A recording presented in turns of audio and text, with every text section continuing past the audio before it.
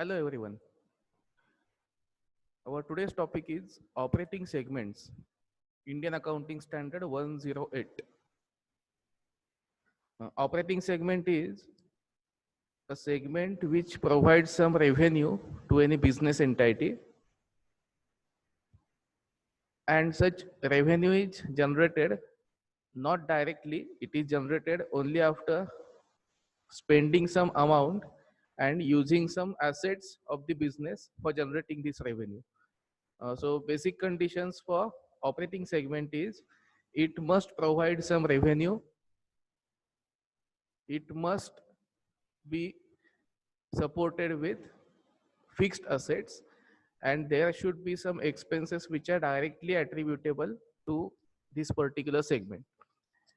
And why these operating segments are to be reported separately?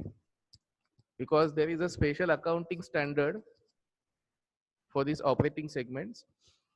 Then what is the importance of maintaining separate segment for particular product? Simply, if a business is earning certain amount of profit and the business is selling variety of goods, differentiated products, then contribution of each and every product to the profit of the company should be shown separately so that management can get the information whether particular product is contributing more to the profit or contributing towards losses. From that point of view, there should be accounting for each and every product separately, and this separate accounting leads to operating segments. But there is no compulsion that each and every product should be reported separately. There are certain guidelines given in Indian Accounting Standard 108. Only the product or services which satisfy those guidelines, they are to be shown separately. It is not compulsory to show each and every product, because there might be certain product which contributes hardly 0.5%, 1% or 2% to the total revenue. So it should be relevant, and the reporting of particular segment should be based on importance and amount of contribution of that segment to the total business revenue. So let's see what are various provisions in operating segments. As we have discussed earlier, operating segment is a part of a business entity where expenses are incurred and revenue is generated. In addition to this, there must be use of fixed asset, because obviously when some product is earning some revenue, there is use of fixed asset. So the amount of fixed assets used for generating this revenue are also to be shown separately. So this is applicable when a company is producing differentiated products. We all know various companies which are engaged in different types of activities. One of the companies is ITC. ITC is Indian Tobacco Company. This company is largest manufacturer of cigarettes in India. In addition to cigarettes, in cigarettes also they are providing variety, but if we consider cigarette as a different segment, they are also producing cosmetics, they are also engaged in soaps and detergents, they are also engaged in stationery, their brand name is Classmate. So this way, this company is producing differentiated products and they are earning revenue from each and every product. But for the knowledge of investors, this revenue should be reported separately so that investors can get idea about the income generated by the company from various products. Then these are criteria for operating segment. Each and every company which is engaged in differentiated products need not report it separately. The company which is engaged in various products and follows the given criteria should report the segments. So first is a business activity. If the company is producing some goods or providing some service, but it is not part of their business activity, it is part of their additional activity or social activity, it cannot be considered as a segment. So first is it must be a business activity. There must be income generation approach and the profit oriented activity. Second is expenses incurred and revenue generated. When we call it as a business activity, the business should spend some amount and should get some extra amount, like if they're selling some goods which are byproduct for them, then sale of such byproduct cannot be considered as an operating segment because they are not spending anything for manufacturing that product. For example, a milk processing unit is selling buttermilk. So buttermilk is not a direct product. No doubt it is sold in the market, but their intention is not to manufacture buttermilk. Their intention is to manufacture various other products which are sold at a premium rate. But still they are selling buttermilk. So revenue is generated, but expenses are not incurred. So even though this amount is substantially large, still their intention is not to manufacture that product. It is just a byproduct. It is outcome of normal processing for other goods and services. So second condition is expenses must be incurred and revenue must be generated. So there must be intentional manufacturing of that particular product, and the company should aim at manufacturing and selling that particular product. Next is separate financial information is maintained. The company should maintain separate set of books.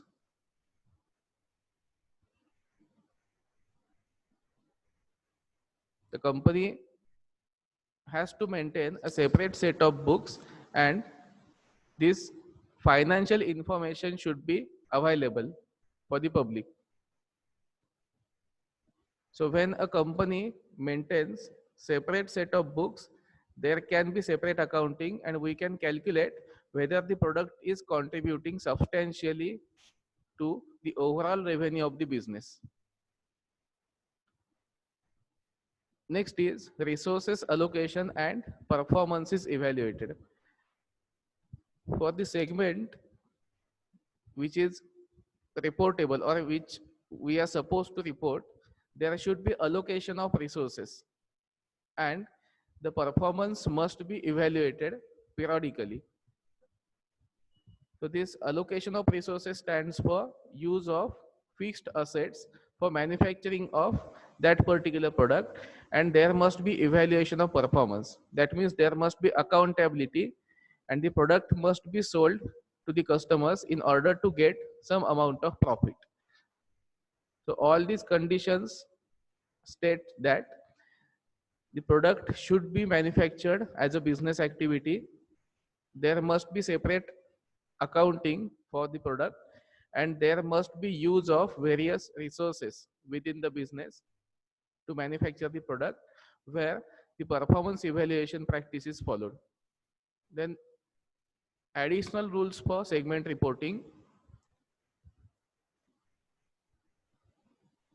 Business should report the segment separately in annual financial report if first condition is the sales revenue, internal and external, is more than 10% of combined revenue.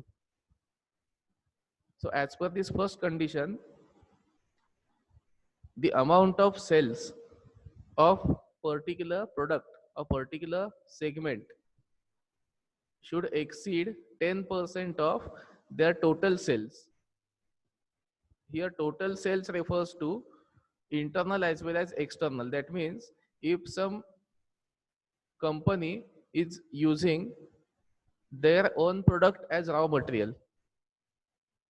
That means one department of the company is selling the goods to other department as raw material. Then this amount should be considered as internal sales. So finished product of one department can be considered as raw material for other department.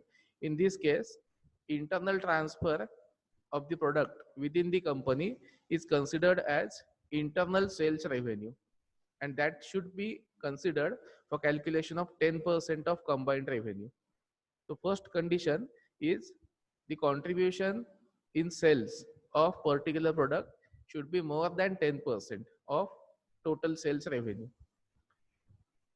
Second condition, the profit or loss is more than 10% of aggregate profit and loss. So the contribution in sales should exceed 10%. In addition to this, the profit and loss should be more than 10% of aggregate profit and loss of the business. So the business should get minimum 10% profit from that particular segment. If it is not more than 10%, that segment cannot be considered as reportable segment. In addition to these two conditions, management may report any other segment which does not fulfill this criteria, but as per their opinion, it is essential or relevant to report to the shareholders. So basically, these two conditions indicate that the segments which fulfill these two conditions should be compulsorily reported. But management may add any segment which does not follow this condition, but still management is of opinion that this segment is important and it should be reported. Then they can report that particular segment. And one more rule for segment reporting, which is not stated here, is overall reportable segments should contribute more than 75% of their revenue. So total contribution of various segments should be more than 75% of their total sales revenue. So let's take one example. If a company has 10 products, and out of 10 products, only 2 products are reportable segments, and they are contributing 25% each. Then out of 10 products, if 2 products are contributing total 50% to the sales, then these 2 segments are reportable segments. But again, the criteria is total value of reportable segments should exceed 75%. In this case, to follow the rule of 75%, the company should add few more products on the basis of their contribution to reach up to 75% mark.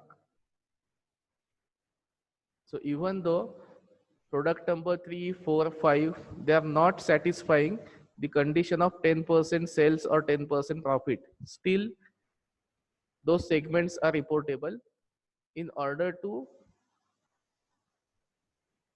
follow the criteria of 75% sales revenue.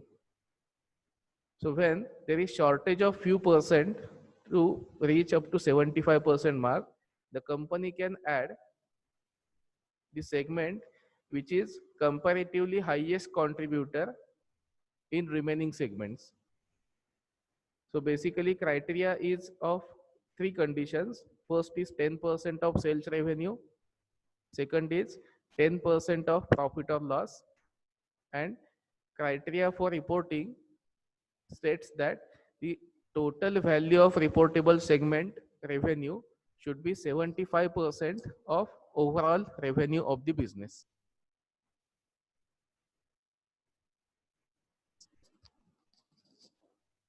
Additional rule is non-reportable segments should be shown as all other segments.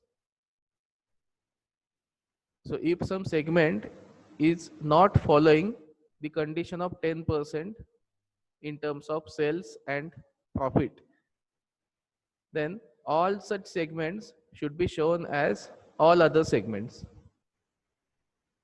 So it may consist of n number of segments which are contributing 1%, 2%, 6%, whatever. But all these segments should be shown as all other segments, because all those products are not so relevant in order to report, but still they are contributing to the revenue. And one more rule is that any segment which was reportable in last financial year but not reportable in current financial year on the basis of the rules given, still that segment should be reported in current financial year. Let me repeat. The segment which was reportable in last financial year due to satisfying the condition of 10% sales or 10% profit. But in this year, that product has not contributed more than 10%. So obviously, in current year, that product will not be considered as reportable. But since that product was reportable in last year, it should be reported in current year also, because investors should get information about the product which was reported in last year and contributed substantially and has not contributed substantially in current year. So it is for the purpose of information to the investors that the segment which was reportable in last year should also be reported in current year, even if it does not follow the criteria of 10%. In future, company need not report it, but immediately in current year, it should be reported because it was reportable in last year. This is the information which the company should disclose about reportable segments. That means reportable products. Company should give information about revenue, that means sales. Next is interest revenue and interest expense. Company should also give information about the revenue generated in form of interest or the amount spent in form of interest for particular product. Next information is depreciation and amortization expenses which are chargeable to particular product which is reportable, and it is directly concerned with use of fixed asset. And last information which is to be disclosed about reportable segment is income tax expense, the amount of tax paid for particular product. So company should disclose all these points for the knowledge of investors. Lastly, one example is shown. This is extract of annual report of Hindustan Unilever Limited. Hindustan Unilever or Unilever Limited is operating in more than 100 countries, and they are producing large variety of goods from food, then cosmetics, home care. So while reporting various segments, home care is one of the segment, beauty and personal care is other segment, food and refreshment is third segment, and last is others. Now, as it is already stated, others include the segments which do not contribute more than 10% of total sales revenue. So if we compare the revenue, it's clear that their total revenue is 37,000 and home care is contributing 12 to 13,000. Beauty and personal care products, they are contributing around 17,000. food and refreshment contributing 7,000, and others are contributing hardly 500. This amount is in crores, but our criteria is only 10%.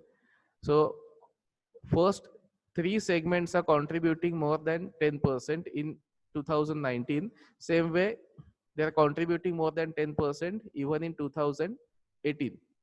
But in others, there are exports, infant and feminine care products. They are contributing hardly 500, which is less than 10%. So they need not report each and every product separately. So this example shows that the company should report the segment which contributes more than 10% to the profit or loss, or more than 10% of sales. And let's verify one more condition. The total reportable segments should exceed 75% of their total revenue. So if we calculate 12,000 home care, 17,000 beauty and personal care, and 7,000 food. So 17 plus 12, 29 plus 7. So it's around 36,000 out of 37,000. So automatically reportable segments are more than 90% of their total sales. If reportable segments are less than 75%, then they should add any of these three segments: exports, infant and feminine care. They should cover any one of these segment in order to contribute 75% in total reportable segments. So this way, each and every company has to report their segments if it follows the given criteria as per Indian Accounting Standard 108. So here is only example of Hindustan Unilever. One more example which I have stated is ITC, and there are various companies which are listed in our stock exchange, or sometimes it is not also listed, but producing different types of goods and services. So their financial reporting should be on the basis of segment reporting in order to provide information to the investors.